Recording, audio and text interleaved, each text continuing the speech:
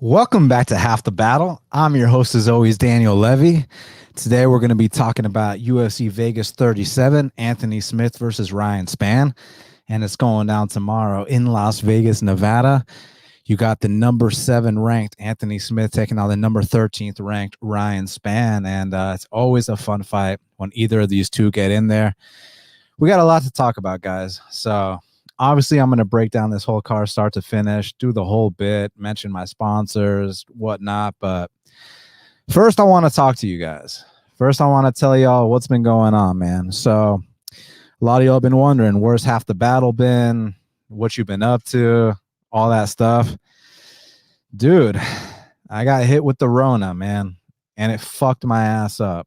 Now, I'm not here to preach or tell another grown man or woman what to do. I think that we live in a free country and everyone should do what they're supposed to do. Everyone should do what they choose to do. I mean, I got my own opinions about that. You can message me privately, but I would never use my platform to preach or do anything like that. But I can just speak to you from my experience. These last 2 months have been fucking brutal, man. Especially the first 2 weeks of COVID. Like, now I didn't go to the hospital or nothing, so mine's actually considered a mild case, and I'm praying for the people that aren't as lucky as me, the people that are intubated in the hospital bed that don't know if they're going to die or not. I'm praying for you guys, man. But what I went through was terrible, man.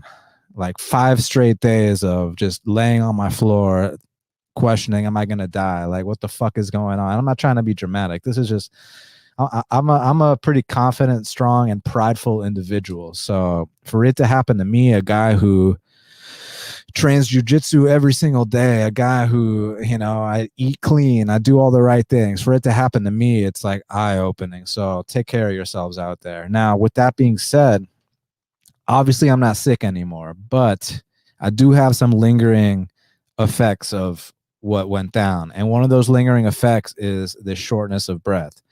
So, like right now, you guys are going to hear me taking these pauses with these deep breaths, and you just got to bear with me, man. I'm trying my best, and I wanted to come back on here earlier and try, and I actually did a podcast with Kyle Marley, like 2 weeks ago. And dude, I felt like I was going to pass out after every time I spoke. So I'm definitely past that point of the game, but I'm still at a point where, I'm not talking with the same energy I used to. For example, you guys know how I used to talk. I'm your host, as always, Daniel Levy. Like, I can't do that right now. All right. So you guys got to bear with me. I'm just going to talk in my indoor voice and take these fucking deep breaths and do the whole bit. But I love the fans so much. I love the fact that you guys have supported me so much. Someone sent me a message today saying I was milking this shit.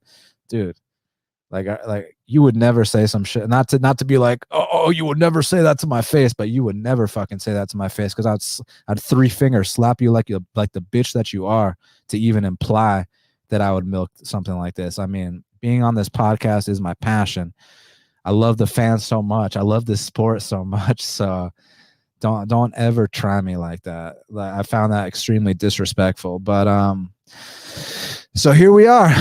So again, you guys are gonna have to deal with me taking these little pauses, these little deep breaths, and hopefully that I can just keep improving. I'm gonna get to the sponsors. I want to address a couple other things first. So currently, this year, betting wise, has been trash for me. And there's reasons why. I can't sit here and act like I've given it 100% and then all of a sudden my results were trash. Like, that's not how this shit works. The reason my results have sucked this year is, you got to understand something. A lot of these guys that are doing well now have only been doing this a year or two. So they're still all in on it, man. And for me, when you do something for 6.5 years like I've been doing, you're going to get burnt out at times. You're going to need to take breaks at times. You're going to find other avenues. And I've actually found a new passion. Now, before I talk about my new passion, I need to mention that I'm not done betting by any means. I'll be a gambler for the rest of my life. It's more so that I'm going to be back to giving my plays out for free, just like the old days. So follow me on Twitter or follow me on Bet MMA. You can get all my picks for free now. And the new passion I have is managing fighters and helping young and up and coming fighters reach their goals. I feel like a lot of these guys, they have the talent, they have the skills, but they're not taking the right fights. They're not making the right decisions. And I really feel like I can help these guys out. And the reason I knew that initially, before I started working with some of the guys that I'm working with, was because, and I'm not saying this to flex, people that say I'm flexing are just insecure just because they're not doing the same things. I don't say this to impress you, but to impress upon you the possibilities of what you can do. But anyways, so maybe like 2 years ago, I had one guy who was top 5 in the UFC hit me up and was like, hey, should I release this footage of me sparring a former champion?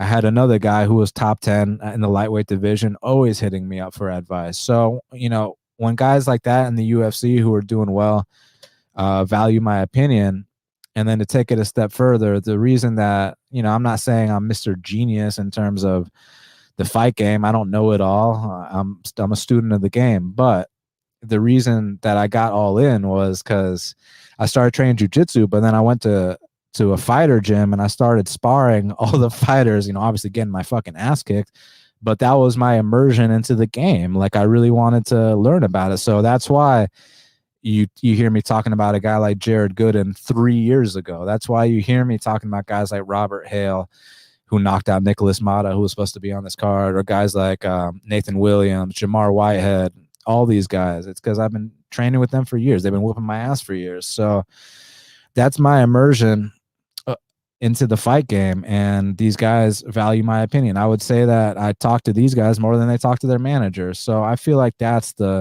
truly where my passion is right now. I'll always love this game no matter what, and I'm a gambler for life. That's not going to change, and all my stuff's still going to be third-party track. That's not going to change either. It's more so the bets are going to be free, because like these kids now that are doing their thing, they're on these hot streaks, like this is their lives, man. These guys are passionate. These guys are all in. And while I'm still passionate about the sport, the area of the sport I'm most passionate in is trying to help these fighters develop themselves. So you see what I did with Jamar Whitehead, the first fighter I ever managed, got him to a 7-1-1 amateur record. Now we both think that he was 9-0, a couple controversial decisions. You guys know the judges are the worst part of the sport, but he went pro and knocked out his opponent in 48 seconds. And that opponent happens to be fighting tomorrow in Bellator. So I feel like we're making the right steps with Robert Hale and Nathan Williams. Whenever they listen to me, they tend to win. The issue with those guys, and I love those guys like brothers. I'm like those guys, I would kill for those guys. I wouldn't have to. They could kill for me, right? But no, I'm just saying, metaphorically speaking, I'd do anything for those guys. But with them, for example, a guy like Robert Hale, he knocked out Nicholas Mata. He's the guy that fought Ramazan Kuramagomedov up a weight class on 2 weeks' notice with no hesitation. So as a man, that's a very respectable quality. But as a fighter, you guys know the deal. You got to take the right fights that are going to allow you to get into the UFC. So when these guys listen to me and they take the right fights, they tend to win. It's just that after they get an easy knockout from a fight I suggested, then they want to go beat the next undefeated prospect in their hometown. So it's one of those things where you got to reel them back in and have the same conversation over and over. Fighters are a different breed. So that's basically where I'm at with that stuff. Now, real quick, want to give a shout out to my boy Marcus from the Atlanta Nubian bookstore, hooking me up with this badass shirt. Man, thank you so much. So happy to rep it. You're a badass, my friend. So I truly appreciate it. Got a new sponsor I'm going to talk about here shortly in Prize Picks.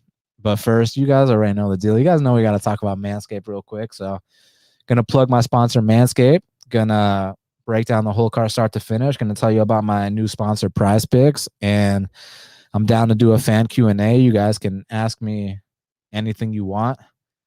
Honestly, if any of y'all want to hop in here with me, ask me something face to face, I'm down with that as well. So I'm cool, man. I got time on my hands. It's just I can't talk with that same I'm your host as always. I can't talk like that right now, man, because I'm gonna get too winded and all that. So again, I'm not sick anymore. I'm just dealing with some lingering effects. The good news is I'm back in jiu-jitsu class, gassed out of my fucking mind, but we're back in there. So I'm just trying to make progress, man. And that's all there is to it. Now, let's talk about Manscaped a little bit. So, attention listeners across the galaxy, all the way from Australia to Houston. Do we have a pube problem? Insert space music here. If so, our friends at Manscaped have cleared you for takeoff with their 4th generation and brand new Lawnmower 4.0, which is what I got in my hands right here. And let me just say this before I continue this ad read. I got 2 of them because, you know, I got to shave my head on the reg and got to shave downstairs on the reg. And real quick, for all the bald guys out there, don't let any of these fucking guys with the, oh, your hairline, you know why? The reason I say that is this. Has a female ever turned you down once for a date because you're bald? Nope, never. It's only guys that make those comments. And I got no issues with you know, dudes dating dudes. I just personally like women. So no woman has ever turned me down because I was bald. So fuck this Rogaine bullshit. I mean, unless they want to sponsor me, but that would be, you know, that'd be like categorically false for me to promote something I don't use, whereas I do use Manscaped. So anyways, I'm getting sidetracked. I'm ADD as hell. So kick your pubes to the next planet with the Performance Package 4.0. The orbits in your pants will feel like you're in zero gravity when you use the best tools for the job from the leaders in male grooming. Join the 2 million men worldwide who trust Manscaped and get your rocket ready for takeoff by going to manscaped.com for 20% off and free shipping with code BATTLE20. And I mean, guys, like, we talk about those short notice opportunities. I mean, you know, you match with a girl on an app, you meet someone at the gym, whatever the case may be. She wants to come over, you want to go to her place, you get 2 in one night, whatever the case may be. Like, you got to be ready to go, man. So the good news is with the trimmer, you know, maybe once a week I can use the trimmer, but that ball deodorant, my man, I mean, that shit is a game saver. You know, like they're complimenting how good we smell now. So that's so, and I'm not just talking about the cologne I wear. I'm talking about other spots now. So I'm very happy about that. So Manscaped, you're amazing. Ready for an out-of-world experience, fellas? Look no further than the Performance Package 4.0 from Manscaped. That has just taken off in not only the USA, but Canada, the UK, across Europe, Australia, South Africa, and Singapore. Inside this package, you'll find their Lawnmower 4.0 trimmer, the Weed Whacker Erin nose hair trimmer, the Crop Preserver ball deodorant, which is what I just mentioned. That shit is fucking badass. The Crop Reviver toner, the Performance Boxer Briefs. I use those boxer briefs, the boxer briefs every day for training at jiu-jitsu. They feel great. And the travel bag to hold your whole solar system. First scheduled for liftoff is the new Lawnmower 4.0 trimmer. That's what I got in my hand right here. And this spaceship is here to guide you on a journey to trim your body, balls, butt, and even your anus. Now, I don't go that far, but other places, yes. The 4th generation trimmer features a cutting-edge ceramic blade to reduce grooming accidents thanks to their advanced skin-safe technology. The Lawnmower 4.0 has a 7,000 RPM motor and new multi-function on-off switch, which can engage a travel lock and is even waterproof. The Lawnmower 4.0 also has 4,000K LED spotlight you can turn on and off when needed for a more precise shave throughout your travels across the universe. The Performance Package 4.0 also includes the Weed Whacker. It's like having a little astronaut to chop your worst weeds up top your nose and ear. And let me tell you something. You know, the ladies might not complain about me being bald, but women do not like nose and ear hair. Let me just tell you that right now. So if you're dealing with that, no shame. Just make sure you hit them up for that Weed Whacker. It'll take care of that. And don't forget about the Crop Preserver ball deodorant. I've been telling y'all about that. That ball deodorant goes a long way. And you'd think with like a deodorant on your balls that you might get a rash. You might get it ain't even like that, man. It's got the aloe vera. It's got the whole bit. It actually feels really nice. So the Crop Reviver, to help your planets be on their A game while feeling the sun's heat, Manscaped even threw in 2 free gifts: the Performance Package 4.0, the Manscaped Boxers and Shed Travel Bag, abort hairy balls, and Buzz Lightyear that Woody with Manscaped. Get 20% off and free shipping with the code BATTLE20 at manscaped.com. That's 20% off and free shipping. with the code BATTLE20 at manscaped.com. Your dick and balls need some help for a clean trinity and beyond, and your space balls will thank you. So yeah, use my code BATTLE20, 20% off and free shipping. So I appreciate y'all. Everybody do me a favor, hit that like button, hit that subscribe button. Also, if anyone wants to come in here with me, talk some fights, y'all are more than welcome to message me. And let's do this shit. So first up in the flyweight division, we got Emily Whitmire. She's 4-4. She's taking on Hannah Goldy, who is 5-2. This is what we like to refer to as a low-level UFC fight. Emily Whitmire, she's not bad in terms of skills. It's more so the mental department that I question with Whitmire. Whereas on the other side of things with Hannah Goldy, it doesn't look the prettiest when she's out there striking and, those side kicks and that runaway style. It doesn't look the best. But I do think that Hannah Goldy is tougher than Whitmire. Reason being, for example, point in case, that last fight against Belbita, she was getting it put on her the whole fight. Third round, gets on top of her in that full mount. I mean, that's a sign of some heart right there. That's a sign of someone who's willing to go in there and do what it takes. It's just it was too little too late. So here against Whitmire, I find it to be a little bit of a different matchup because Whitmire doesn't have the same striking skill as Belbita. I think the striking might be a little bit more even here, but Whitmire is more of a specialist on the mat. Now, she's gotten some subs and, possibly she can take Goldy's back and sub her, but, Goldy's actually been in there with better grapplers. In fact, she holds a win over Jillian Robertson, who many of y'all consider a very respectable grappler. So I actually think that if Whitmire doesn't get this first round sub, that Goldy can come out here and just kind of outpoint her, win the decision down the stretch. So I'm going to go with Goldy. And I know I didn't mention the odds. I know it's been a while since we've done this shit. So the odds are Whitmire -130, Goldy +108. So interesting. Now, next up in the bantamweight division, we got Gustavo Lopez. He's 12-6. He's taking on Heili Alateng, who is 14-8. And currently, they got Heili Alateng -130. The comeback on Gustavo is +110. So this is a fight that opened a dead pick'em. Most of the action's been coming in on Heili Alateng. I gotta give Heili Alateng a lot of credit. He's an extremely tough guy. I mean, the ball's on this dude. I mean, I should hook him up with a Manscaped sponsorship right now. I mean, this is a guy in Heili Alateng. Do you see the ass whooping he took against Casey Kenny and he didn't quit? I mean, I guarantee you that Heili Oh, my laptop just fell. Excuse me.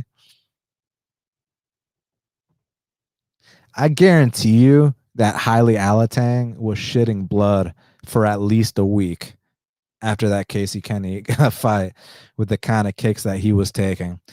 And with Gustavo Lopez, I mean, he's just a tough out, man. I mean, he's one of these guys that, he's a Latino warrior. You already know the deal. Not the stereotype, because I saw some people, like, they came out with this promo video honoring Mexican fighters, and some people, I mean, in this day and age, everybody gets offended about everything. So I think we should probably be used to that by now.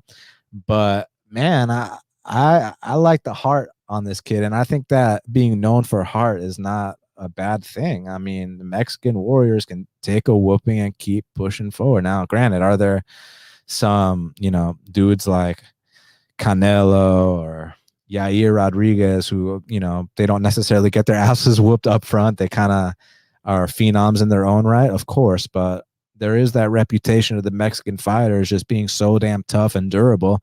And there's nothing wrong with that. I mean, that's an admirable quality. So both these guys are tough and durable, but oftentimes when I talk about the Asian fighters, Heili Alateng being from China, my big concern is the flight over to the United States.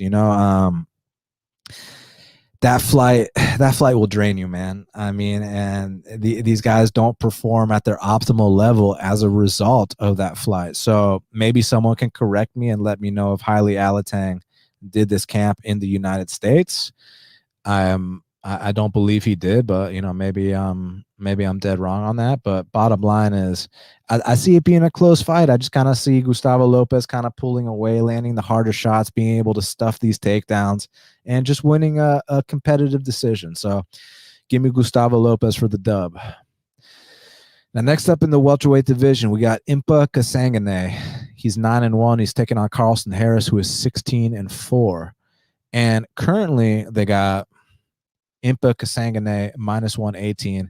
The comeback on Carlston Harris is plus 100. So this should also be a very closely contested fight. With Impa Kasanganay, is it Kasanganay or Kasanganay? I should know this. I mean, the guy follows me. The guy gave me his number to text him for an interview. And not only that, I saw him fight on the regional scene actually in Atlanta when LFA came to Atlanta. Impa was on the card. He fought a well-known guy from Atlanta named Tubbs, Devorius Tubbs, and he put it on him. And I took note right away that this guy is no slouch at all. So hold on a second.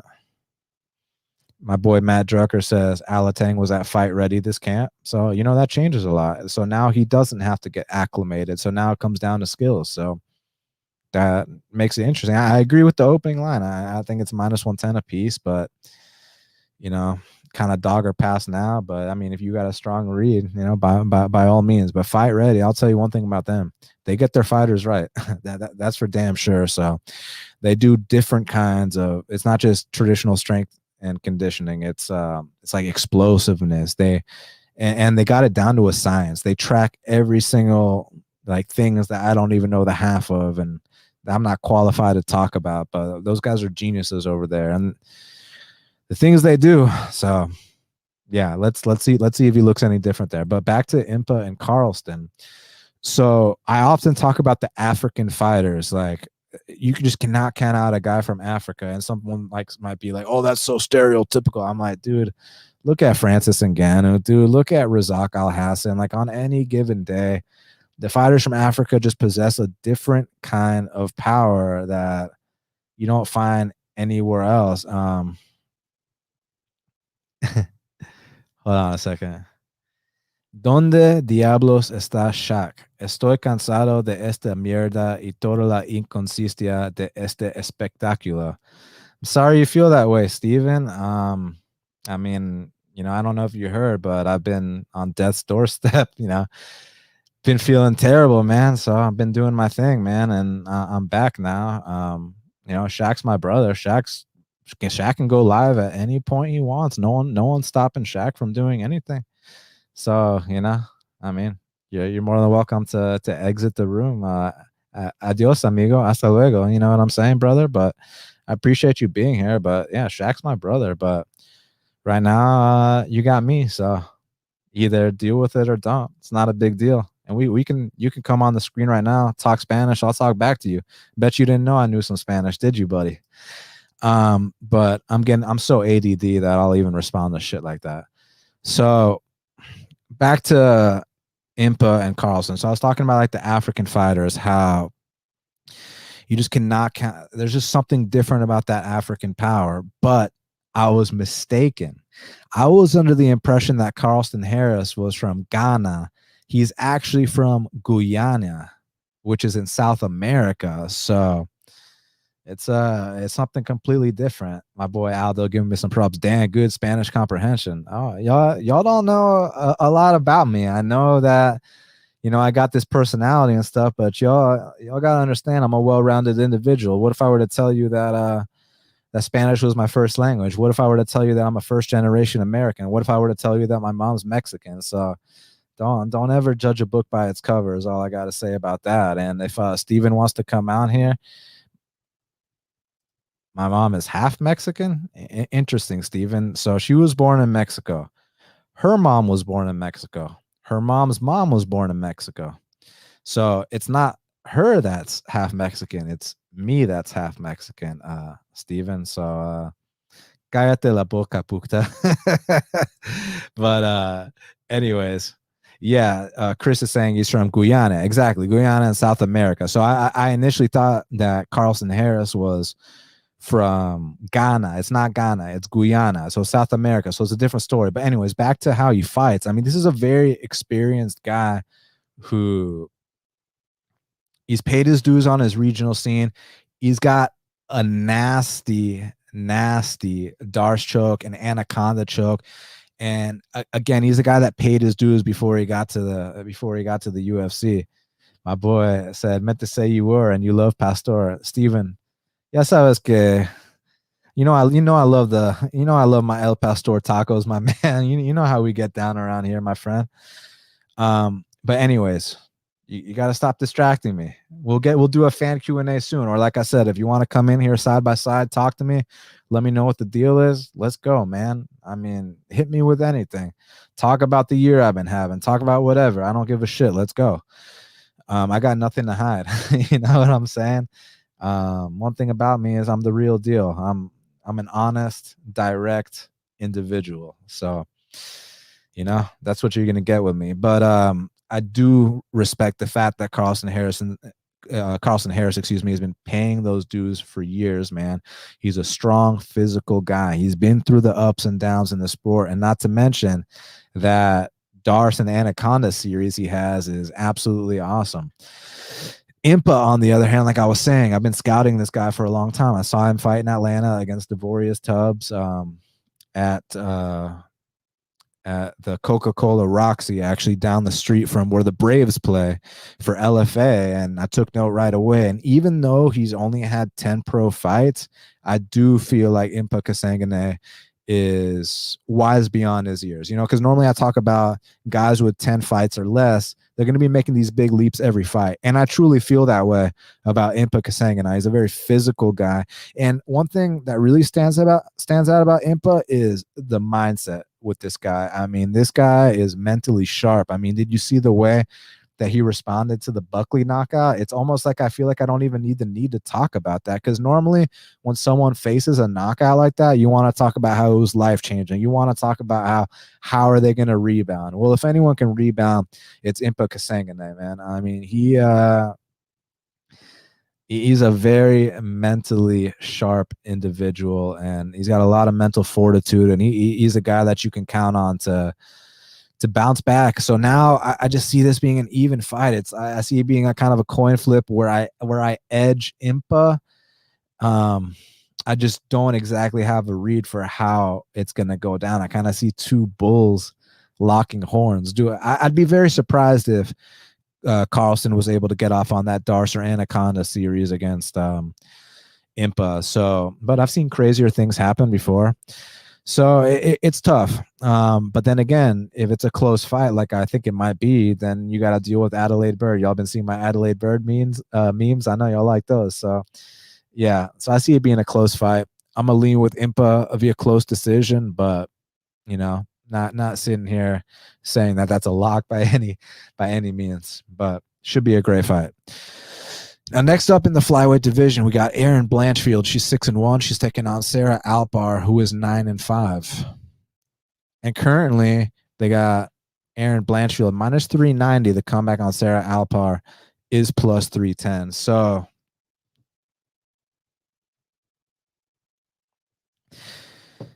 Erin Blanchfield's a solid prospect.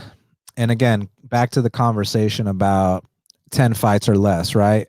You're going to be seeing these big leaps every single time. But, she's someone in Erin Blanchfield who I've seen go out there and dominate people with grappling. She's someone in Erin Blanchfield that I've seen go out there and knock other ladies out with head kicks. She's someone that fought Tracy Cortez, who is doing very well in the UFC right now. And she fought her to what some people like to refer to as a controversial decision. A lot of people thought Erin Blanchfield might have won that fight. And I can't sit here and disagree. But what I'll say about it is, win or lose, those are the kind of experiences you want to see these young fighters have outside the UFC before they get here. So even though in normal terms, when you see a fighter with a record like that, which is 6-1, you think they're not quite ready for prime time. They're not quite ready to make it to perform under the bright lights. Whereas I do feel like she's been battle tested, and I feel like she's somewhat of a prospect here. My concern going forward would be that I do think she might be slightly undersized, but it's one of those things where Sarah Alpar, all due respect to her, interestingly enough, I had Sarah Alpar on Half the Battle like 5 years ago. I was doing a bunch of interviews for a dude named Adam Levick, rest in peace, or Brian Levick, excuse me, rest in peace. He was a PR guy for like Titan and all these like other shows. So that's where I was interviewing guys like Ronnie Lawrence, who are now in the UFC, and Sarah Alpar was one of them, and very nice young lady for sure. But to just be blunt, because that in here, when we're talking about picking fights, when we're talking about betting fights, we're not talking about people's nice and friendly personalities. We're talking about the fighting skills. And I just kind of get those soccer mom vibes from Sarah Alpar. And I'm not going to question her toughness, because in that fight against Jessica Rose Clark, it should have been stopped on multiple occasions. And the fact that she kept pushing through is a testament to her will as a fighter. I just don't quite see it's not enough to be tough. There's a saying that tough gets knocked out, right? It's not enough to be tough. You also need the athletic tools and the skills as well. And although she has developed and she's gotten better than her earlier days, I'm just not quite convinced that it's enough to overcome what Erin Blanchfield brings to the table. So oftentimes debut fighters underperform. So, maybe it ends up being a close split. I just don't see that being the case. Give me Erin Blanchfield here to decisively win this fight. Now, next up, we got Montel Jackson. He's 10-2. He's taking on JP Baez, who is 9-3. And currently, they got Montel Jackson minus 650. The comeback on JP Baez is plus 460. So, should I go on the rant that I want to go on, or should I keep it to myself and just break down this fight? Because Montel Jackson told me not to talk about him again, right? Should I address that, or should I just let it be and just break down the fight objective? I'm going to break down the fight objectively, anyways. I think that Montel Jackson is such a super talented guy. But should I tell you about the exchange I had with him? Is that what y'all want to hear?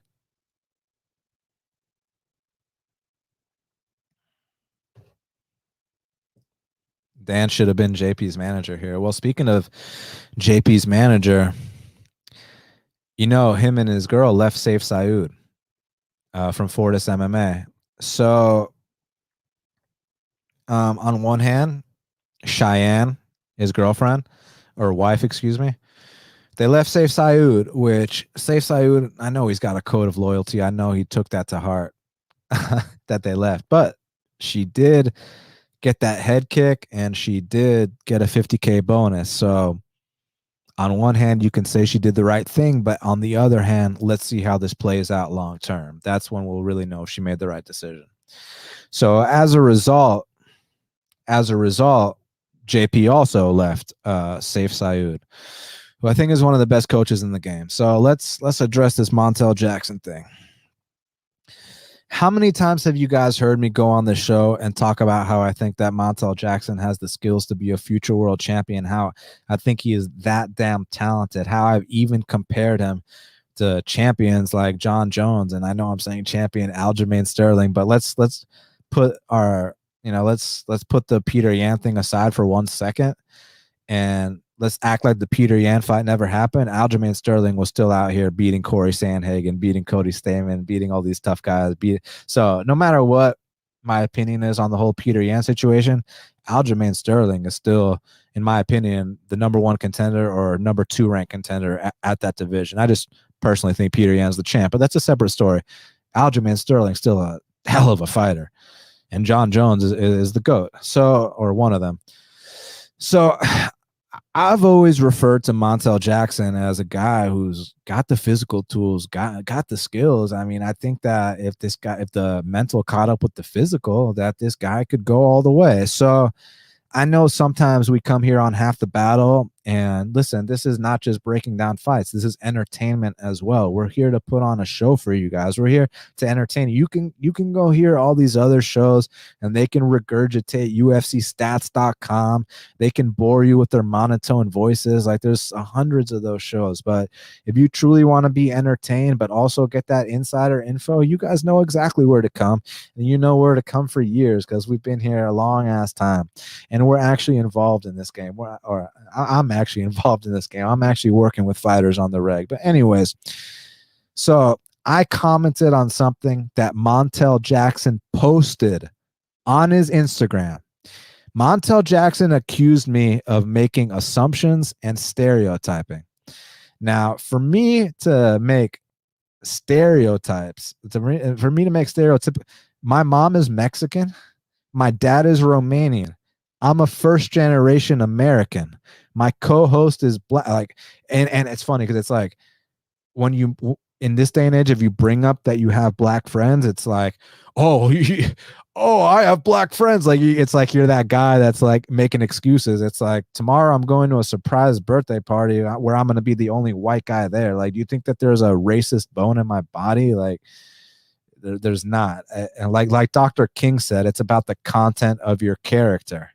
So, but anyways, Montel Jackson accused me of stereotyping. And the reason why he did that is he posted on his Instagram pictures of, him with a gun tucked in his pants and, he's popping bottles at the club, sipping 40s on the block.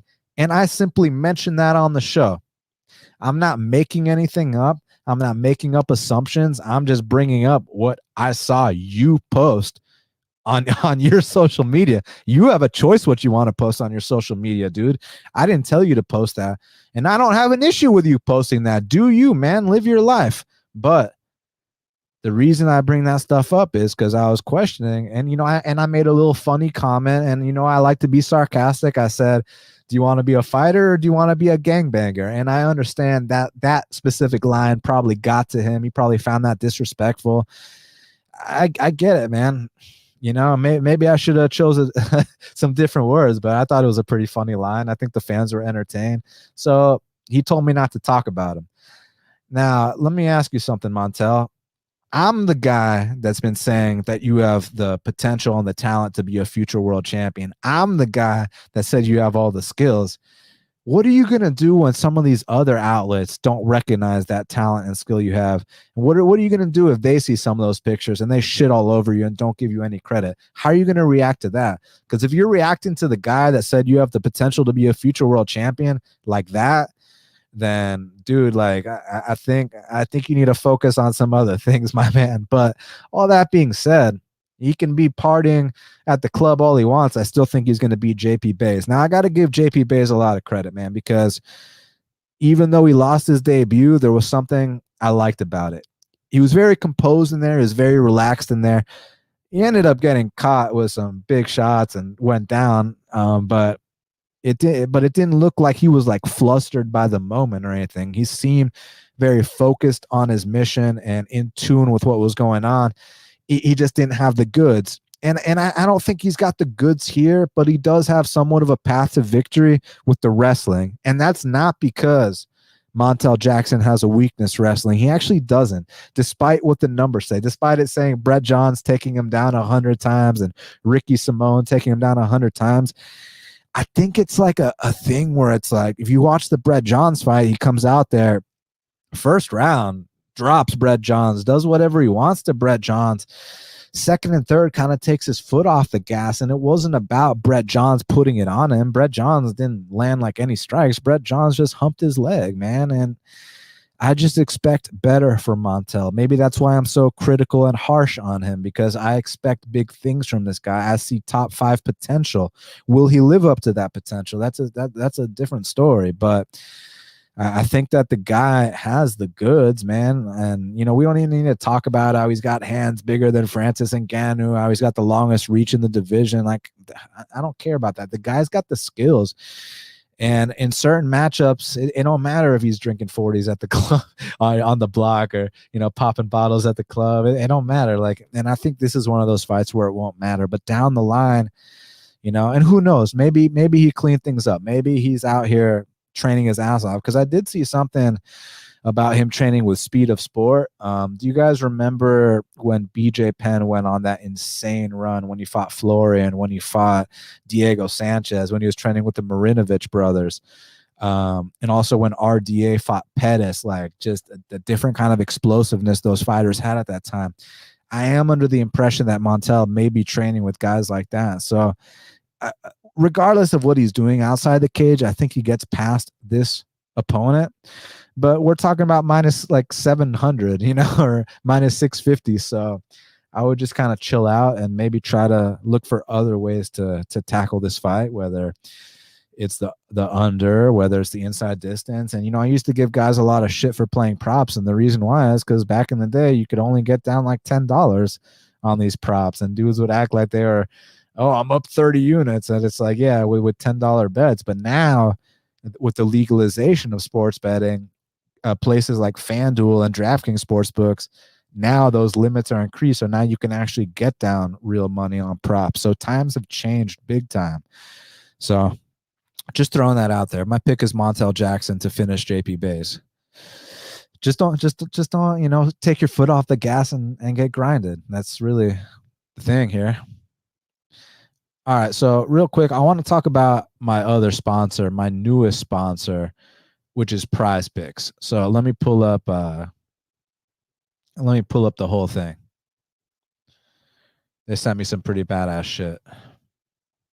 So basically, what's cool about Prize Picks is that, my eyes suck, so I gotta like zoom everything.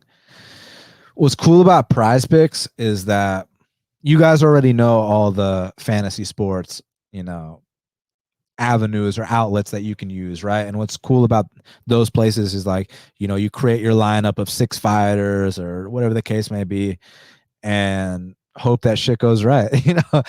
What I like about Prize Picks is that you can combine multi-sports. So for example, you can use you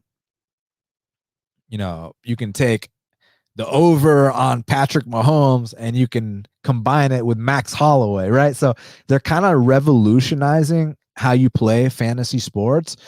And all my users, if you guys use the code BATTLE, it's all caps BATTLE, you'll get in 100% instant deposit match up to $100. So what that means is that you put down $100, like go ahead, deposit $100 at prizepicks.com using my code BATTLE, and they're going to give you another $100 to work with. So you can just try them out like that. So when Sunday football comes around, when Monday football, Thursday football, I mean, go ahead and match that up with some of the UFC fights. If you're a baseball fan like me, take the over under on Austin Riley, on Freddie Freeman, or whatever, wherever you feel like you have that edge, and mix it up with other sports or do the same sport, whatever you want to do. But basically, Prize Picks is the simplest fantasy game on the market. You pick 2 to 5 players and you can win up to 10 times on any entry. Now, what separates them from, the other fantasy sports outlets is they got no sharks, optimizers, or mass multi-entry. So it's really just you versus the projection. And like I said, Prize Picks allows mixed sports entries. So take the over on Max Holloway with the under on Patrick Mahomes. Like, you feel me? So it's pretty fucking badass. And they got a slick and easy to use mobile app, both on the App Store and Google Play. And they're rated 4.8 stars. So in the App Store. So with rave reviews. So I highly recommend you guys go ahead and give Prize Picks a try. I got a link in the description here. You can click my link and use the code BATTLE. And yeah, get that instant deposit match, man, up to $100, and just give them a try. I think that it's very highly worth it. So before I talk about these next fights, we're going to talk about Rong versus Brandon Jenkins. I want to go ahead and answer some fan questions. Got my boy Clint in the house. I rock with Clint all day. Dan, buddy, what's up? Glad to see you back. It's good to be back. Everybody that's just tuning in now, go back to the beginning of the show and listen to all the housekeeping stuff I had to talk about. because there was a lot of things that I brought up about what I've been going through, what I plan to do going forward, and all that stuff. And honestly, if anyone wants to hop in here with me, Clint, you busy right now? You wanna break down some fights with me? What you up to, man? If you do, slide in the DMs. If not, it's good to have you in here always. But let me see if any of the fans are asking questions real quick. So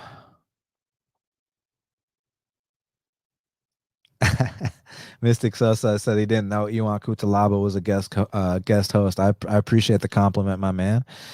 That means a lot. Matt Drucker, good to see you back. Good to see you back here with me, my friend.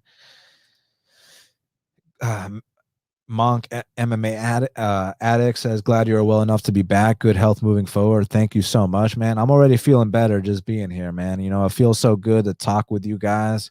My boy Anton said I lost some weight. Hey, man, it's an ever going process, but I think I did make some changes, some big changes. Not just, I mean, I've always trained jujitsu. It's more so my diet changes. I'm eating a lot more berries now. I'm drinking green tea.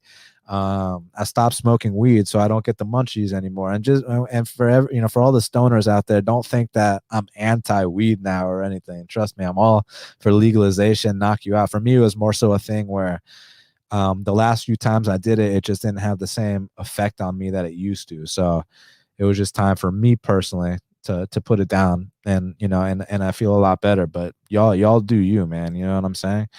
My boy Aldo saying he's glad I'm better. I'm glad I'm better too, my man. I really appreciate that. Um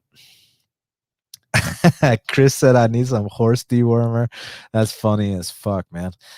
All right, so let's see. Hakra said, Dan, I missed you watching UFC without the podcast feels empty. Hey, that means so much that this show had that kind of impact on you. But feel free to message me anytime. I'm always down to talk with the fans and my supporters. Like, you guys are amazing, and you guys got me through this, man. All the support that you guys left me, everything, man. All the messages, it really helped me keep my spirits high, and it's just fucking good to be back. Um, My boy P says, "Oh man, I missed you. It feels like forever when you're away. It was forever." He says he's my number one fan from the Philippines. Man, I just had when we talk about this Brandon Jenkins fight, I was going to talk about how I had you know a nice little company come over to my crib from the Philippines, and she got to see the Brandon Jenkins flying knee knockout over Jacob Kilburn. So we'll talk about that soon. Chris says new sponsor ivermectin. Sorry, that's fucking hilarious, man. Uh Canis Lupus says, good to see you back. Camera looking crisp. Okay, so the camera does look crisp. Excuse me. The camera does look crisp. The only issue I have with it is that there's a slight syncing issue. So once I can get that fixed, man, I really feel like I can really go all the way with this shit. So it's just a matter of just trying to improve every single day. So that's all there is to it. Got my boy Uncle Wheezy in the house. Always appreciate you, my man. All right, let me see if y'all got any questions for me real quick before we continue. Moy says he was the one who initially told me I had COVID. Yeah, you were right. You were right. I mean, you told me after I took the test, but before I got the result back, and it turned out that you were right. My boy Die Hard said, I don't smoke and I've always got the munchies. How do I fix that? So, dude, I'm always hungry too. So you just got to make that conscious effort. I like setting a window of when I eat. So I feel like if you stop eating past 9 p.m., that's a solid thing to do. But again, you can't be eating Cheetos. You can't be doing all that. Like, let's make it. Let's set up a reward system where you eat clean, and eating clean's got a bad rep. Like, what's wrong with eating some chicken with some potatoes and some broccoli? You can put some seasoning on it, man. Like, that's you can make eat clean. You can make eating clean taste good. A nice smoothie instead of a milkshake. Like, so there's lots of stuff you can do. Intermittent fasting, I agree with that. Okay. Aldo says taking a break from weed is great. You get super high when you smoke again. I know. The only thing is I actually have like zero desire to ever smoke again. um, I've tried like quitting in the past. Firstly, I've never smoked cigarettes, so let's just get that out the way. And it's a turnoff when I meet a girl that smokes cigarettes, even though it's none of my business. It's always been a turnoff for me. But I have been a weed smoker for a long time. And I've tried to quit at times because I felt like it was the right thing to do. It's just that now I actually, but like when I tried to quit in the past, I still wanted to smoke. I still wanted to, smoke a joint, put on some headphones, listen to music, go relax, or after a big meal, kind of calms your energy down, or whatever the case may be, right? But now I actually have no desire to smoke whatsoever, so I'm really happy about that for me. But it affects everybody differently, so I'm not here preaching, telling anybody what to do, and I'm all for the legalization. You bet your ass I am. All right. So my boy Big Chief says, great to see you back. There's no energy in these other predictor videos.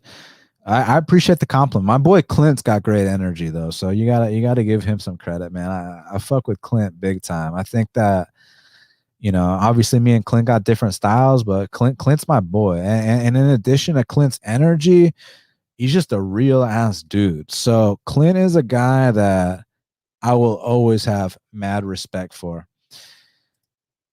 Damian Handel says, "Where you been, bro?"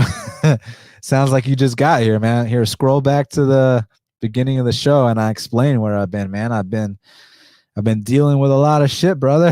The COVID got me, my man, but I'm back here. But go listen to the beginning of the show, and I explain a lot of the stuff. But guys, I can sit here and going on a fucking rant forever. Abu Dhabi said Clint's nice, but he's awful. What do you mean? That firstly, that's categorically false, my friend. Like, there's nothing awful about him, and I would honestly I vehemently disagree with that. Like, everybody's got their own style of betting, man, and what this guy brings to his show is unique. And that's why I respect it so much. In addition to him being a great guy, there's people that are good people and shitty gamblers. I don't think he's a shitty gambler. Now, do I think that sometimes my boy Clint likes to bet on 30 things every event? And, conventional wisdom might say that that's not the way to go. Okay, sure. But I mean, my dude ain't out here selling his house. My dude ain't out here, you know, he ain't on the streets begging for money. So I think he's doing something right. So I think you got to give him a little bit more credit than that. My boy Clint, I vouch for him all day, every day. All right, let's see. Early weigh-in said he had that shit himself. He's referring to COVID. He said it took a lot out of him as well. Glad you're feeling better, dude. It took so much out of me, and I'm still not, like I said, I haven't been taking as many deep breaths as I expected to. I thought this was going to be tough, but like, man, just being here with you guys, all the love, like, it's awesome, man. I fucking love you guys so much. Now, let me stop distracting me so I can get back to these fight predictions. So, all right, one more thing. James says nothing better than honey, turmeric, lemon tea. Dude, I've been drinking hot green tea like every morning with lemon, so I agree with that. Anyways, next up in the 55-pound division, we got Rong Shu. He's 17-4. He's taking out Brandon Jenkins, who's 15-7.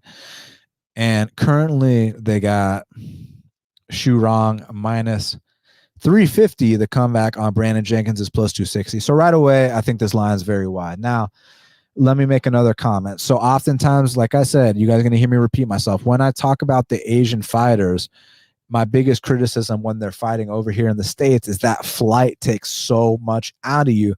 So I do think that Shu Rong underperformed in that fight where he was heavily favored against Kazula Vargas, and it was a favorable matchup.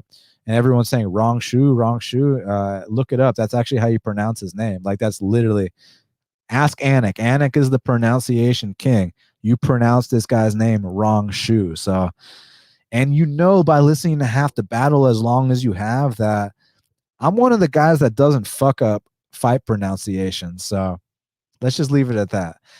But anyways, the thing with Rong Shu is that last fight he made the flight over from China, didn't look like himself. I mean, now granted, the level of competition is completely different in the UFC, but he definitely underperformed.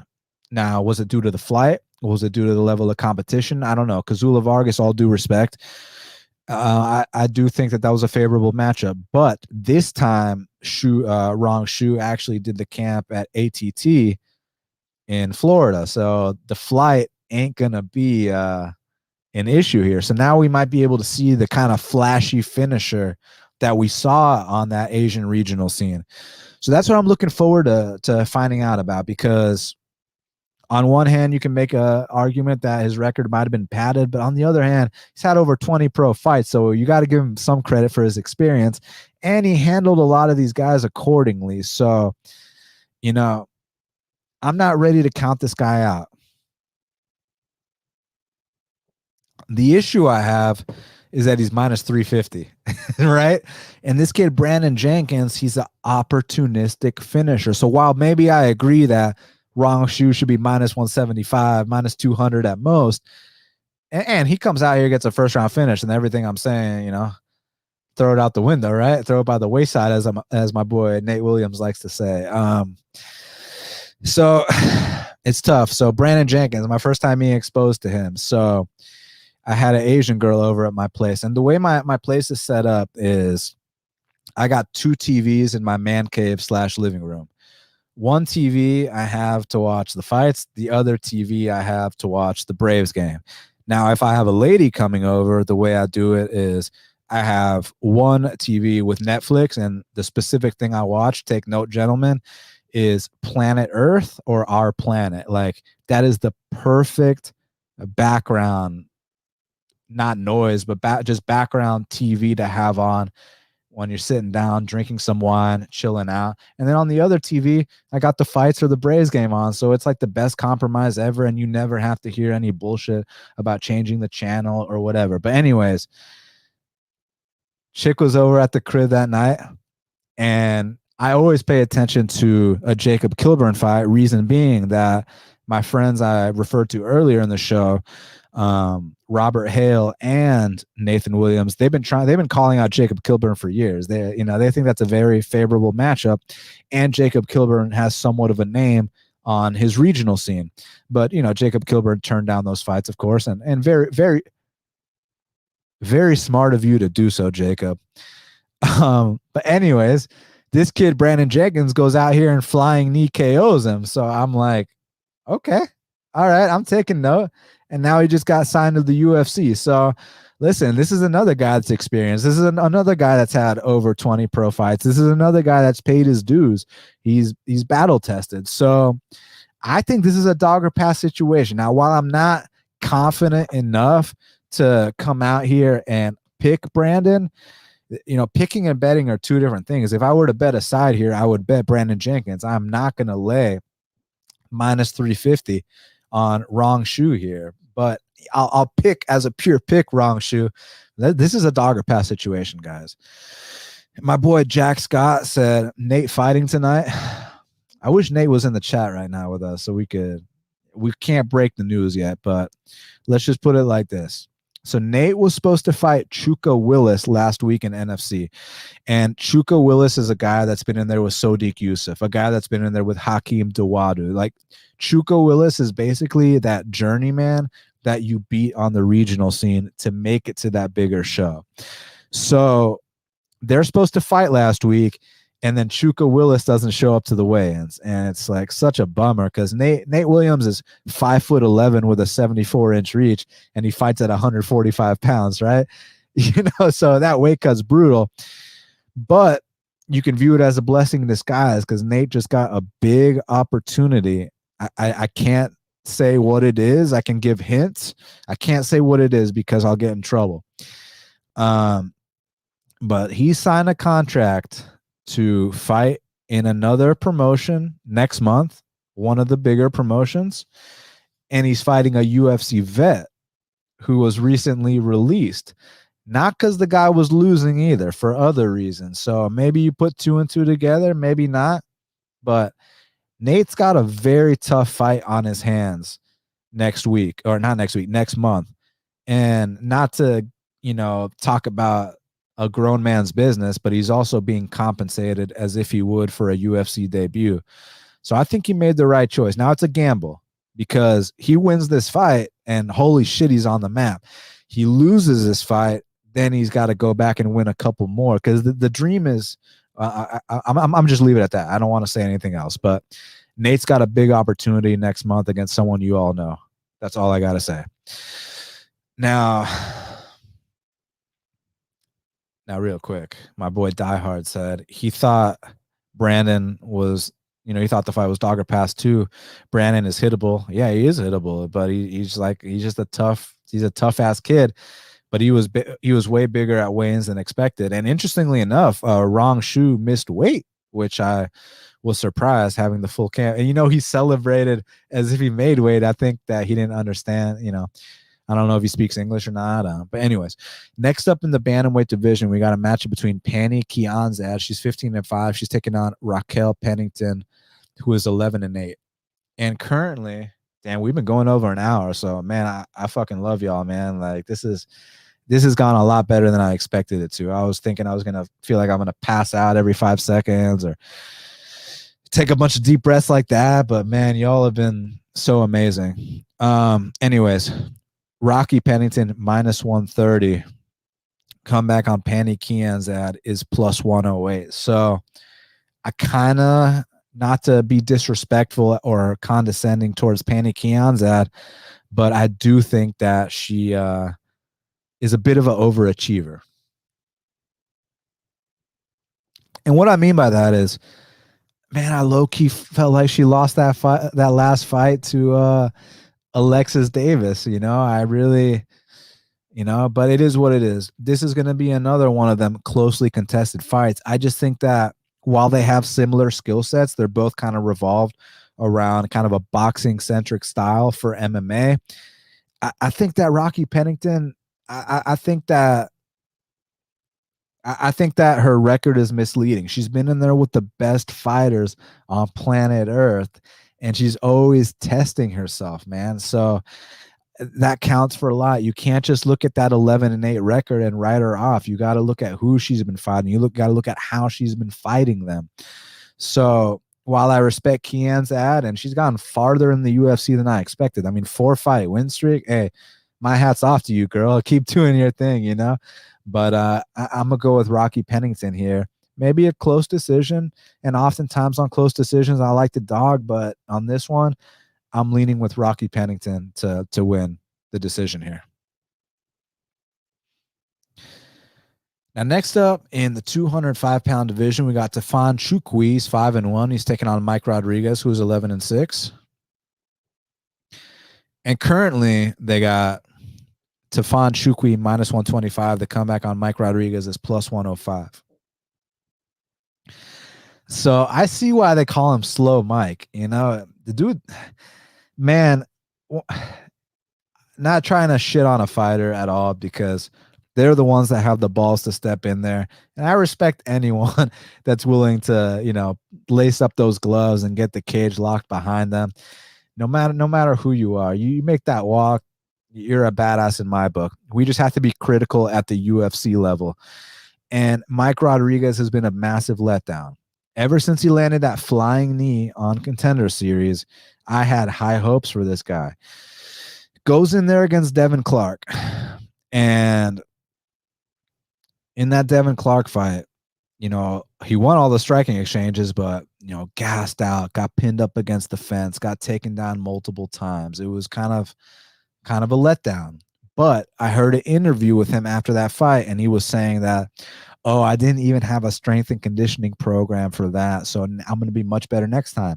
Next time was actually against Adam Milstead. He was like a plus 160 dog. I even bet on him there because I bought into the narrative that now he's got a strength and conditioning program. So I was like, dude, I'm high on this kid, Mike Rodriguez now. But then those problems that we saw in the past started coming to light again. The mental lapses in the fight, the not fighting the hands on these chokes, just it's one of those things where Mike Rodriguez is a massive letdown. And shout out to my boy Danilo Marquez. I think he cashed my biggest underdog bet this year. He was like plus 225 against Mike Rodriguez. That was easy work. And then you look at that Mike Rodriguez fight against Ed Herman. Now, while it should have been a second round stoppage for Rodriguez when he dropped him with the knees and all that, and the ref definitely fucked that up. And people were getting mad at me on Twitter because I said that was the ref's fault, not Ed Herman's fault. Ed Herman's a vet. Do your thing, bro. The ref's going to give you a timeout. Take the timeout. You know, go ahead and recover. You get that opportunity presented to you. Go and take it. You're a fucking vet. You know, so much respect to Herman. But back to this. So you finished him once with the knees, but they called it a low blow. Okay, well, can we like finish the old man again? And instead, Rodriguez gets submitted. So it's you just cannot trust this guy. Now, on the flip side with Tafon, he's got a lot going for him, but he's also very green. You know, he's only 5-1 or 6-1 in his career. He's 5-1. Now, granted, when I say he's 5-1, you know, he did beat William Knight by knockout. So at least he's like beating some guys that are winning fights in the UFC, right? So, and he's from Cameroon. He's from the same place as Francis Ngannou. I always talk about the African fighters, man. You cannot count them out on any given night. It's just a different kind of power, a different kind of strength, and he fits that bill. Another thing to note is his last fight against Park. While I do think it was kind of an experience thing, I still thought Tafon put up a tough fight, but that fight was at 85s. Now he's moving back up to 205. I actually texted one of my buddies that trains at that camp why he moved back up to 205 instead of 85. Okay, he didn't really give me. He just said he was struggling making weight at 85. So that makes sense. So that's why he moved back up to 205. So on one hand, you might see an exciting striking match. On the other hand, Tafon trains out of a gym that's known for producing world champion jiu-jitsu guys, also known for producing very good UFC fighters. Sodiq Yusuff, I still think is one of the most talented guys at featherweight. James Vick. Now, you guys, some of y'all noobs might only remember James Vick's last few fights where, you know, he was on the decline and, you know, he started getting knocked out every fight. But James Vick was actually a guy that started his UFC career off 9-1 in the UFC's toughest division, 155 pounds. You go 9-1, you can get a 90% win rate to start off your UFC career. I mean, Conor McGregor started off his UFC career 9-1. Yoel Romero started off his UFC career 9-1. So all I'm saying is that gym, they produce people that win fights in the UFC. I'm going to lean Tafon. I just think he's the tougher guy. It's just experience counts for a lot. That's something we're going to talk about in the Ariani Lipski fight here. But again, if Tafon's more of a Muay Thai guy, but, you know, being that he trains at a jiu-jitsu gym and a very good jiu-jitsu gym at that, maybe we see some takedowns in here because you put your arms around that neck of Mike Rodriguez and he's tapping that mat right away. So let's see what happens. But I'm going to lean with Tafon Nchukwi. I just cannot back Rodriguez at the betting window unless he's fighting, you know, someone that's at an athletics, unless he's fighting someone that's at an athletic disadvantage, kind of like Milstead, where I did bet him. Someone that doesn't have the ground skills to submit him, or just someone that's quite ready. That's not quite ready for him. So, yeah, give me Tafon. Next up, in the middleweight division, we got a matchup between Joaquin Buckley. He's 12-4. He's taking out Antonio Arroyo, who is 9-4. And currently, they got Joaquin Buckley minus 205. The comeback, and Antonio Arroyo is plus 172. So, interesting fight. So, firstly, I think that Joaquin Buckley is a solid brawler at the UFC level. Because when you call someone a brawler and they're in the UFC, some people take that as disrespect. It's no disrespect at all. He's a brawler at the UFC level. I mean, you put him into some local show, he's going to launch these guys out. But at the UFC level, I see him just being a solid brawler, aggressive, comes to fight. He's going to get some exciting knockouts from time to time. But he's not the kind of guy I'm trying to lay minus 200 on. You know, not here at least. Maybe against the Beverly Hills Ninja. Shout out to my boy 420. You know, maybe against, you know, that kid that's fighting Semmelsberger next week. You know, maybe against something like that. But here, I don't think so. I think it's kind of harsh to judge Arroyo off his last 2 fights. Let me explain what I mean. Can we agree? Oh, real quick, let me address something. Anton says Buckley is an arrogant clown. No handshake at face-off. I mean, they're gonna fight anyways. So I mean, like, yeah, would it have been respectful to shake his hand? Yeah, but I mean, who gives a shit? And that's not really indicative of what's gonna happen in the fight. I've seen plenty of dudes not touch gloves and go out there and win. So I don't really give a fuck that he didn't shake his hand. They're gonna fight anyway. So it is what it is to me. But what I do want to address, however, is that I don't think we should be judging Arroyo off those first 2 UFC fights. Reason being is first one against Andre Muniz, like Brazilian jiu-jitsu ace. Someone let me know what degree. Is he like a 3rd degree black belt? I mean, like the dude submitted Jacare for fuck's sake, right? I mean, come on now. So going 3 rounds with Muniz and not getting submitted. Did Arroyo make some bonehead mistakes like standing over him and doing nothing? Yes, but you know, this guy Buckley ain't about to be out here you know, putting on some Abu Dhabi level jiu-jitsu you know, performance here against Arroyo. Next fight against Deron Winn. Go online and look up Deron Winn's wrestling credentials. It's a long ass list. You guys know Joaquin Buckley doesn't have that long list of wrestling credentials. Now, don't get me wrong. Is Joaquin Buckley going to come out here and maybe land a takedown or 2? Sure, maybe. I mean, I've seen him do that in his Bellator fights. I even saw him take down Impa Kasanganay with an inside trip. Nicely done to him. So maybe a takedown or 2 from Arroyo. The biggest issue with Arroyo is the gas tank. However, before I'm willing to criticize the gas tank, we got to put some context into it, because there's a huge difference between grappling cardio and striking cardio.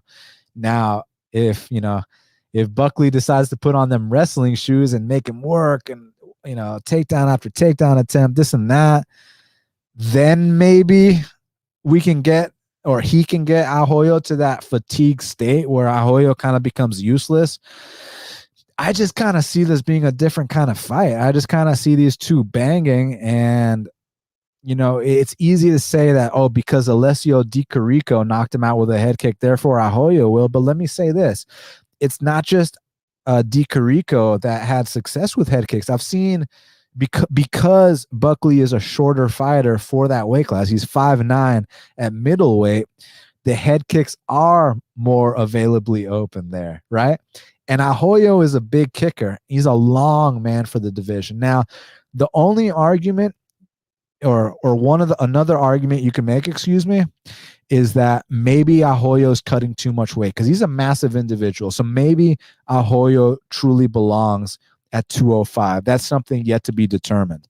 But I don't think the cardio is going to be as big of an issue here, because I think he's going to be getting the fight he wants, not to mention his back's up against the wall, right? So this is do or die. And not to make an excuse for him in the Win fight, but he was getting ready to fight your boy Eric Anders, which is a completely different fight than Deron Winn. And although it says Deron Winn took him down 12 times, we got to mention Arroyo got up 11 times. He just gassed from all that grappling. I don't think he's going to have to grapple as much here. So I see this being a closer fight than the line indicates. And honestly, I'm going to come out here and pick Antonio Arroyo for the upset. And you might even see me giving that out as a free bet here. So give me Antonio Arroyo to upset Joaquin Buckley and keep his job. Now, next up in the bantamweight division, we got Nate Maness. He's 13-1. He's taking on Tony Gravely, who is 21-6. And currently, they got Tony Gravely minus 200. The comeback on Nate Maness is plus 165.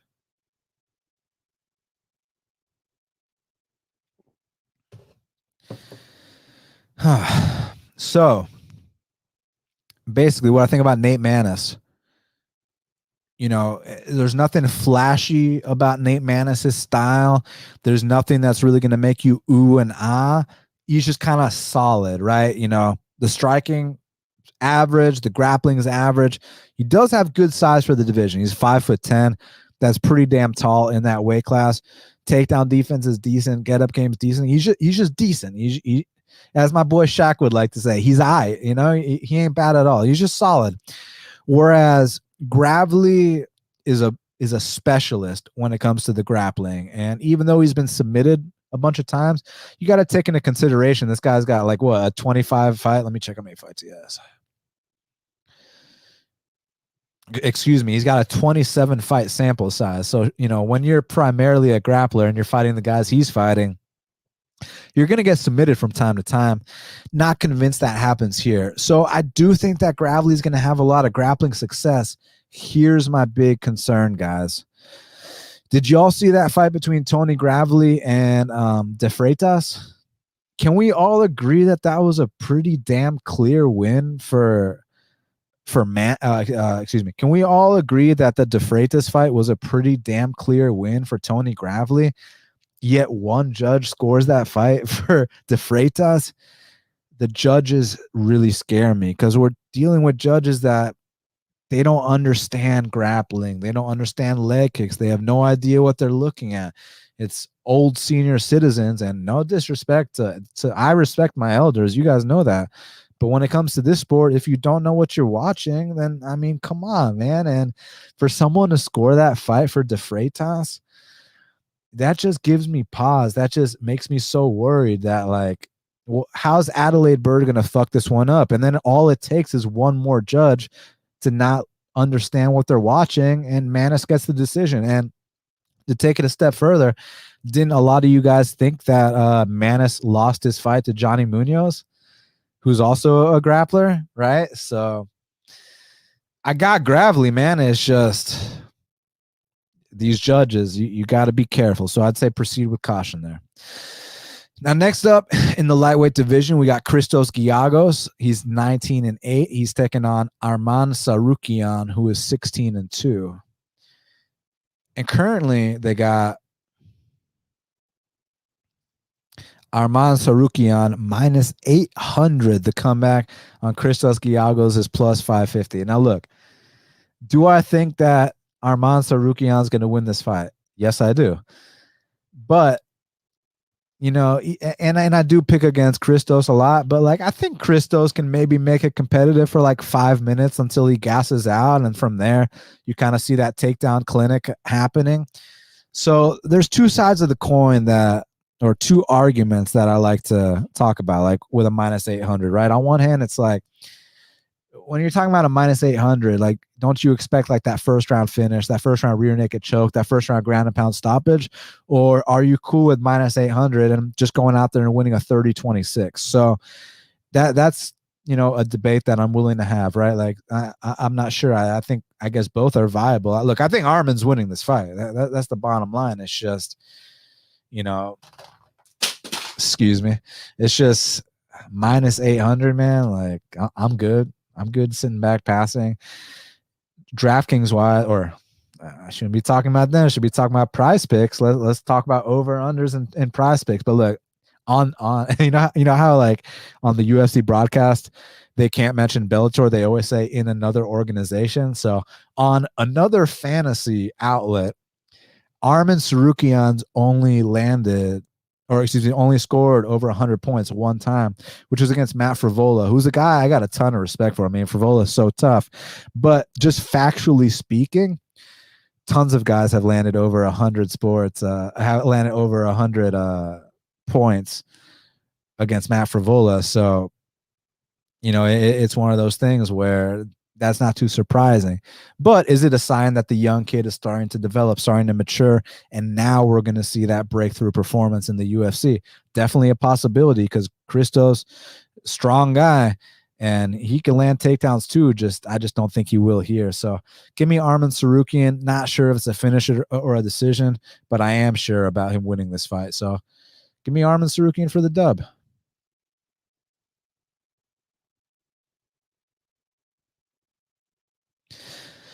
Featured bout in the flyweight division. We got Mandy Bohm, the newcomer. She's 7-0. She's taking out Ariani Lipski, who's 13-7. And currently they got Ariani Lipski minus 125. The comeback on Mandy Bohm is plus 105. So interesting fight. Basically, you see Ariani Lipski fighting, and I remember when y'all were hyping her up and queen of violence, queen of this, and we maybe said a couple choice words, queen of fraudulence, all tongue in cheek, of course. But listen, it's easy to sit here and act like you want to blind bet Lipski just because it's Lipski fighting, but I think you got to understand that Bohm's got a lot of ground to cover, man. Bohm's a very green fighter. Bohm is someone that trains out of SBG, which I don't know how y'all feel about SBG, but SBG only produced one fighter that was good, and he ain't been doing too hot in a long ass time, right? So SBG Ireland, I don't know about them, man. I don't know about that camp. I think where Ariani is training is much better, and where she's trained in the past. I don't like the fact that Ariani is a gym hopper, but whatever. Maybe she needs to do what's best for her career. So the thing with Mandy Bohm, she's kind of a Thai boxer, good elbows in the clinch. My issue with Bohm, though, man, is that last fight in Bellator against like 5-3 soccer mom. Like, why is she having so much problems getting off the fence? Why when she gets off her back? Why when she's on her back? She has issues getting back up. So I think Bohm is a very green fighter. Look, do I think she's tough? Yes. Do I think she can be aggressive at times? Yes. Do I like her elbows and knees from the clinch? Yes.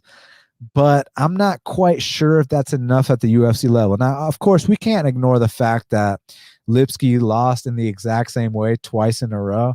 But the thing we got to understand is Montana De La Rosa is a ground specialist. And Antonina Shevchenko, I know she's been embarrassed many times, but guys, we got to mention levels to this game. Antonina Shevchenko was embarrassed by ranked fighters. Caitlin Chukagian, who's like number 2 or number 3 in the world, embarrassed her. Calderwood, too, correct me if I'm wrong. Calderwood's been like top 10 her whole career. Roxanne Modafferi fought for a UFC title. So it's just, I understand if we're talking about a UFC level fighter, and Anthony, and talk about Antonina, then it's like, oh shit. But I don't think Mandy Bohm is that. I think Mandy Bohm's got a bright future. I think if she keeps training, if she keeps at it, she can go far. Now, I'm not saying to bet Lipski because I don't think that Lipski can be trusted, but I do have to lean with the experience of Lipski. I just think that experience counts for a lot in this game. And we've seen Lipski have some little moments here and there where you're like, oh shit. I mean, you guys remember what she did to Luana Carolina? And let me tell you something. Luana Carolina is no slouch at all. Luana Carolina has won some UFC fights. So I just view this as a step up in competition for Mandy Bohm. Will it surprise me to see Lipski have one of those, mental lapses again? No, but Mandy Bohm's a Thai boxer. She's with the elbows in the clinch and stuff like that. Some trips here and there. I just don't see it happening. So give me Lipski to get back on track and save her job. I got my puppy Leo here. I don't know if y'all can see him. It's my little man. You want to come see what's up? My boy grew so fast. Okay. Should I bring him up here? Hold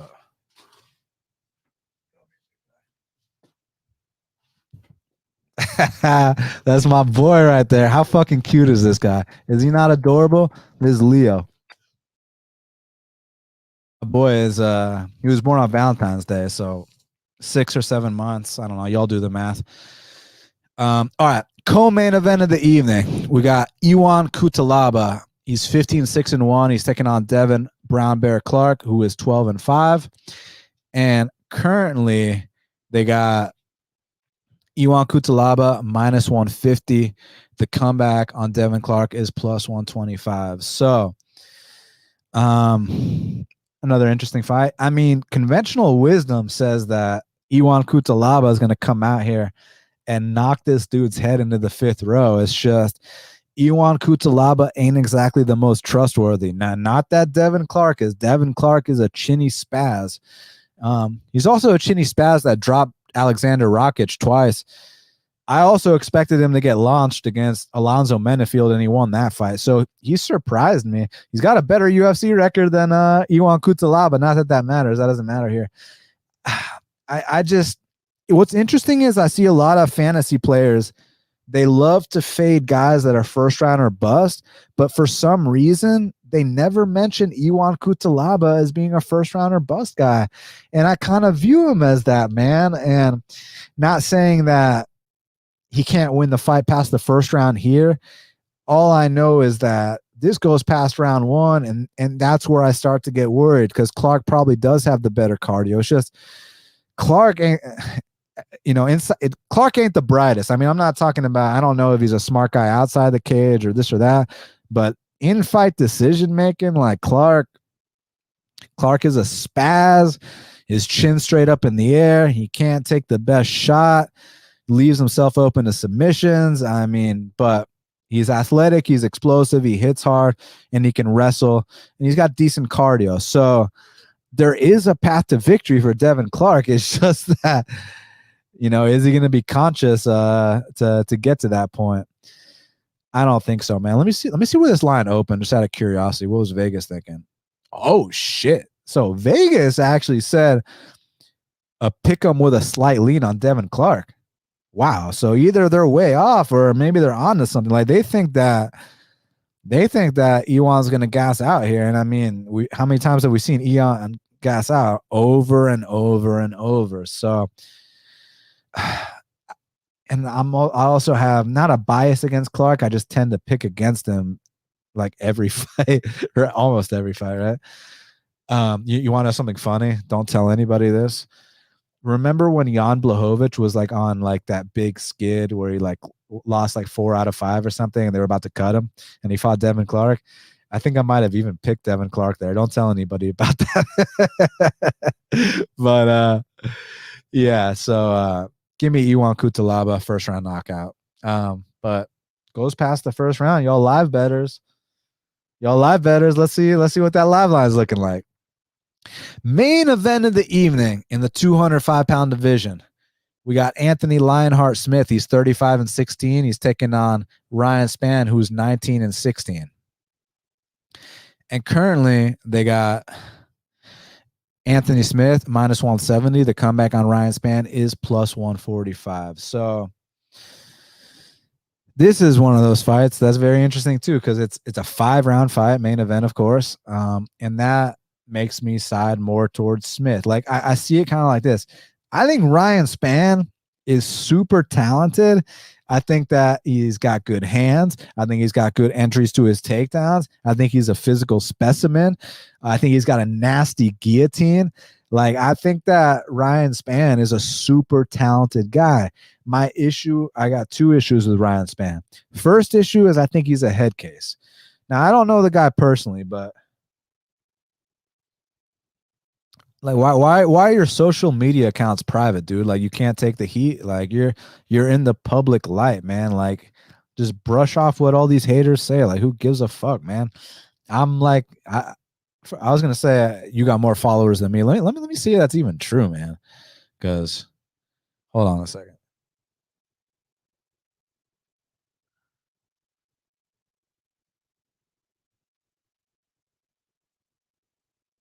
It's not true.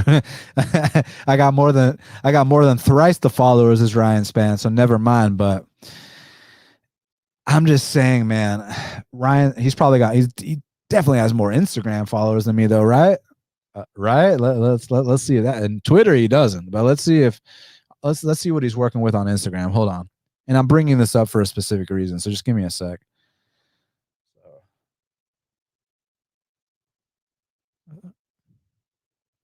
Yeah, okay.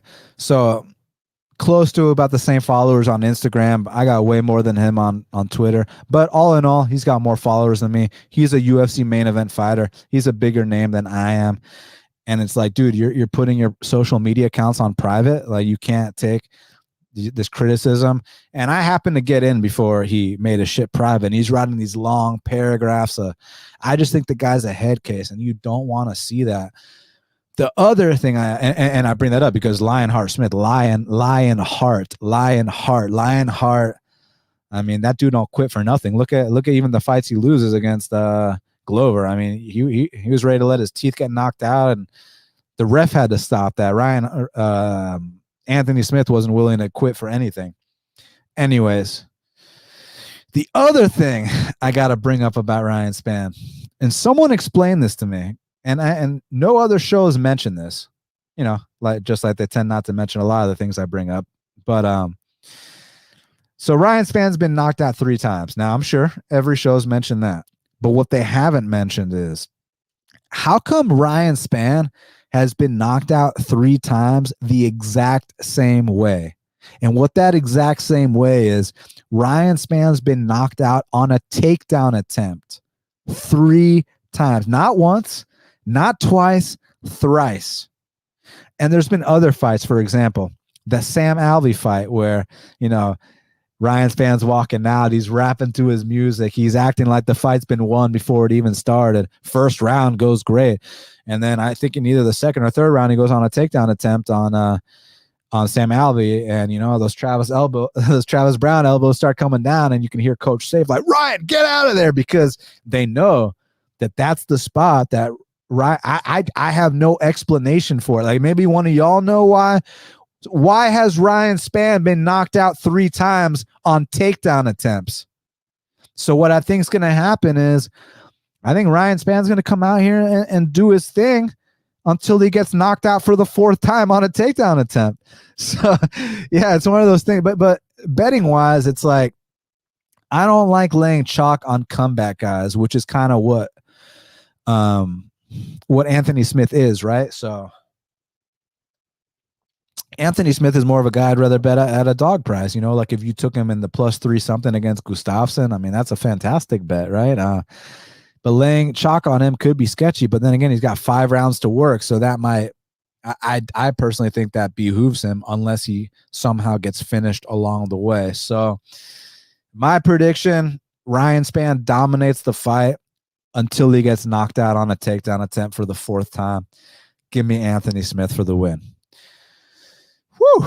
We made it through an hour and a half podcast and feel pretty fucking good, man.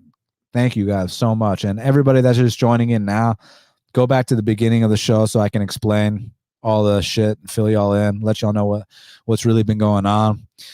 Before I talk about the fight to watch and the fighter to watch, why don't y'all give me some fan questions, man? Ask me anything, literally anything. Like, let's go, let's talk. And last chance, if anyone wants to go on screen with me face to face, wants to ask me those questions in person, I'm offering you that opportunity now. You just have to slide in my DMs on Twitter. So it's one of those things. I'm down. Like, and you don't have to hold back with me. Like, I can hold my own. So you can ask me whatever you want to ask me.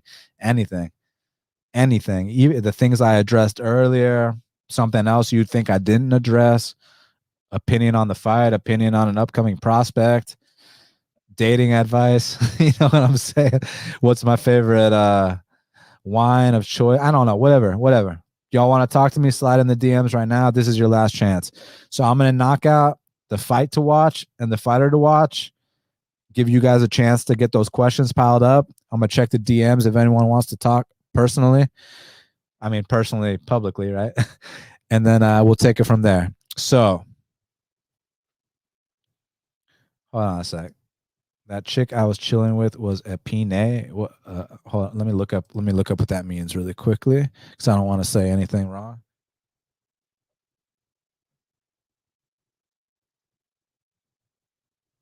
Oh yeah, Filipino. Yeah. But that was like 2 weeks ago. Like right now, we're dealing with some American girls. Got love for all the ladies, man. Don't matter. I mean, well, certain things matter, but don't matter. She's Latina, black, white. It's more about what's in here and some other things too. So yeah. But anyways, let me get back to business. So fight to watch. My fight to watch What's y'all's fight to watch? I mean, look, my fight to watch is the co-main event between Iwan Cutelaba and Devin Clark. This fight's going to let me know a lot, even though I already know a lot about both these guys. They have like 10 fight sample sizes in the UFC. The fact that, is Iwan Cutelaba going to come out here and handle this guy exactly how he's supposed to, or is he going to try to and then gas out and then get grinded out? And so I got a lot of questions. So for that reason, Cutelaba versus Clark is my fight to watch. My fighter to watch, Antonio Arroyo. Listen, man, your back's up against the wall. First two fights didn't have favorable matchups. I mean, you fought the jiu-jitsu ace, Andre Muniz, and you fought the credentialed wrestler, Deron Wynn. Well, now you're fighting a guy that's going to bang with you. So are you ready to stay in the big show or not? And I know the fighter to watch is Arroyo, but let's talk about Buckley. I mean, Buckley lost a lot of hype after that knockout loss. He feels like people are counting him out. It feels like people wrote him off. So I'm sure he's got a lot to prove too. He didn't shake Arroyo's hand at the weigh-in, which, my boy Anton had an issue with it. I mean, I don't give a fuck. I mean, to me, that just adds more entertainment. To me, that just adds more intrigue. To me, it just makes you want to see the fight even more. So, yeah, that is Antonio Arroyo is my fighter to watch. All right, let's get to these questions. YBB says, Dan, will Magomed Ankalaev fight for the belt next year? Well, definitely not this year, but next year, possibly. Just depends. I mean, you still got Rakic out there. You still got Yuri Prohaska out there. And you also got to see how Magomed Ankalaev performs against Volkan Oezdemir. I feel like a lot of people are writing off Oezdemir. Oezdemir's he's a tough out, man. So let's see what happens. But if Ankalaev does what he's supposed to do and maybe wins one more, I wouldn't write off the possibility. Beach Money says Yoel Romero versus Davis prediction. I mean, I want Yoel Romero to win because he's so much more of a badass. I cannot stand watching Phil Davis fight. I think he's one of the most boring fighters in the history of the sport, but he's definitely got a path with the volume. I mean, that's for sure. I mean, he's definitely got more volume than Yoel. So if Yoel can't land, a missile on him, some kind of nuke, then Davis probably wins a decision. But, I'm hoping for that nuke. So let's go Team Yoel. Uncle Weezy says, what's my opinion on Manon Fiorot versus Mayra Bueno Silva? I haven't looked into it, but just off memory. So Mayra Bueno Silva, I think that she is one of the hardest hitters in that division. And like I told you, power in the women's divisions goes a long way. But Manon Fiorot definitely has the better technique. I think she also has the higher ceiling. And Bueno Silva does have an issue with her wrestling. She, just like her girlfriend De Paula, man, they give up a lot of easy takedowns. So not necessarily that Fiorot is going to be shooting for those, but I would set Fiorot a favorite for sure. But let's see. I mean, let's see if they get into some kind of striking exchange and Fiorot and Bueno Silva can land one of those big bombs, because you saw what she started doing to Marina Moroz, who's a super experienced UFC vet, towards the latter part of that fight, man. The calf kicks were adding up. Those big shots up top were adding up. So I would not count out Shitara, but early lean is Fiorot. My boy Holloway, my boy, I know who you are, buddy. My boy says, Kubide Junam looking good. Hey, shout out to all my Persian brothers, man. The Persian cuisine is my favorite food, man. One of them at least. I fucking love that Persian cuisine, man. So I appreciate you, Junie. Thank you, brother. Taylor says, you and I have talked about my boy Puna Heili in the past. He's now taking his first L against Allen. If you were the matchmaker, who would you like to see him up against next? Good question. Let's see what hold on a second. Let me look up the roster. So he's 2-1 in the UFC, I believe. Let's see. Yeah, he's 2-1. Let's see who else is 2-1. Well, we got some options. You could see Puna versus the winner or loser of the Buckley versus Arroyo fight. You could see Puna versus the loser of the Nasruddin Imavov versus Edmund Shabazian fight. You could see Puna versus Jacob Malkoun, the kid that beat Razak. You could see him with Kyle Dawkins, Kevin Holland. Like there's so many options of what you can do with Puna. So I'm excited. Oh, he says Trevin Giles. Yeah, that's a possibility as well. So lots of things. All right, guys. Thank you so very much for being here with me, man. This meant the world to me to be on here, talking fights with you guys, letting you know what's really going on. Again, if anyone got here late, just go back to the beginning of the show. I explained a lot of things. And man, it's just amazing to be back. And just all the support you guys have given me has kept me so strong. And I'm so grateful. I got so much gratitude for everything. I'm happy to be alive. I'm happy to be here talking fights again. And this was an absolute blast. So let's do it again soon. Big shout out to our sponsor, Manscaped. Go to manscaped.com, use the code BATTLE20 for 20% off and free shipping. Big shout out to our fantasy partner, Prize Picks. Make sure y'all use that code BATTLE for an 100% match on any deposit up to $100. The link is in the description here.